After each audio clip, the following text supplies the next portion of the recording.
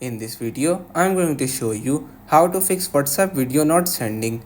So first of all, you have to drag down your iPhone's control center and make sure that your Wi-Fi is enabled.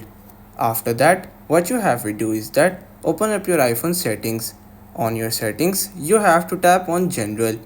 In General, you have to tap on Software Update. In Software Update, you have to make sure that your iPhone is up to date and there are no updates available, as sometimes it might be a bug or a glitch which will be fixed in the newer versions. After that, what you can also try doing is to come back to your settings main screen. Now from here, again tap on General. In General, you have to tap on iPhone Storage. In iPhone Storage, you have to scroll down and tap on WhatsApp.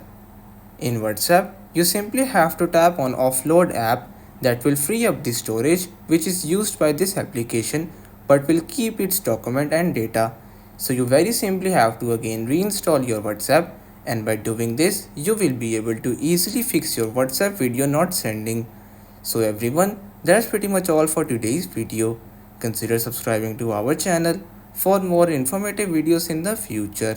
Until then, stay safe.